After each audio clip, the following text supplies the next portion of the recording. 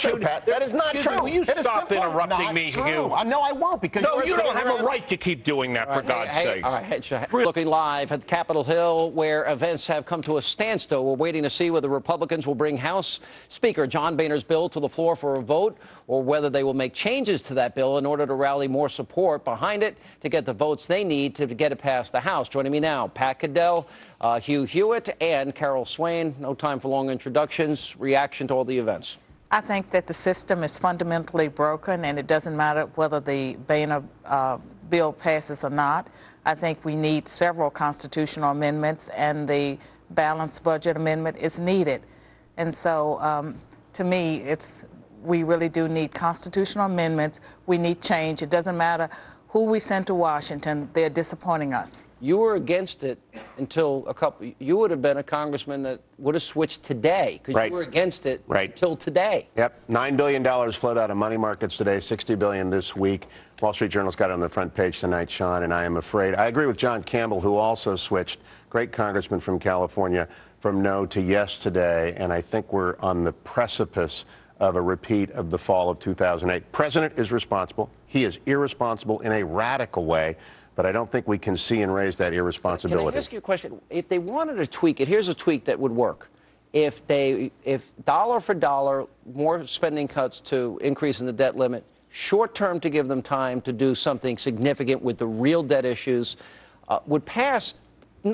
It can't be over 10 years. It's got to be immediate. Yeah. It's got to be front loaded. Why didn't they do it that way? Now, they ought to have done a lot of things differently, but at this hour on this vote, if Republican congressmen are watching, I hope they pass for it. Caddell. Well, I think that basically, I mean, we're having this debate. You listen to Democrats, Republicans. I spent a week last week out in the country interviewing people. Let me just tell you something. Both parties have had it with this, what they're doing. The Republicans right now are acting like children in the House, not passing this. I want to tell you, as Abba even said, you know what, never miss, like the Palestinians, they never miss an opportunity. The president is disingenuous as he can be, what he's doing. The Democrats, they don't want to cut any money. The Republicans, this idea that you are not going to do something and you're going to bring this thing down is insane. Let me just say, country's had it with all of them. Country has had it with all of them.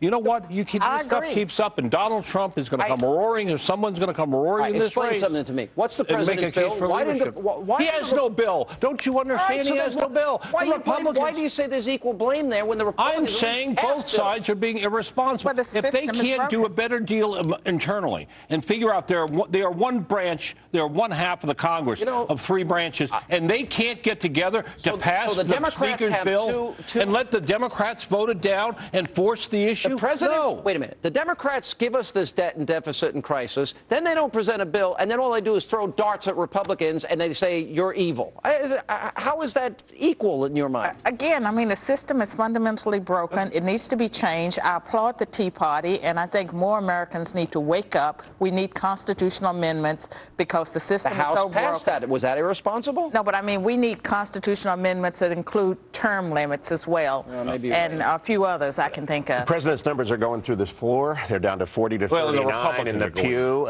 Not the candidate. The president is so irresponsible. I believe people understand it. But at this moment, at this hour, the Republicans cannot hand back this story to him. There's a poll coming out tomorrow, Pat Caddell, and you love polls, that's going to show Mitt Romney leading the president by 8 points. Well, we'll see, the polls at this point. I mean, he's not helped himself, in my opinion. But let me just tell you something. The problem here is all of them. The president, the Democrats, let me finish this point, and the Republicans are interested in one thing. They're interested in advancing their politics. They're not interested in the country. And I want to tell you something. That's silly. That's not true. Excuse me. Let me finish. Let me finish. No, I won't. There are Republicans who I am tired of this crap. The answer is they are like Milton's thing. Please. I am slapping them both. Hugh, why don't you stop doing this crap? All of you. The fact of the matter is both parties are screwed up, and I want you to. Their attitude. That is not true. Will you stop interrupting me, Hugh? No, I won't, because you don't have a right to keep doing that, for God's sake. All right, really, come on. I do. I want to make a point. Let me go back to Carol. Everyone take a breath.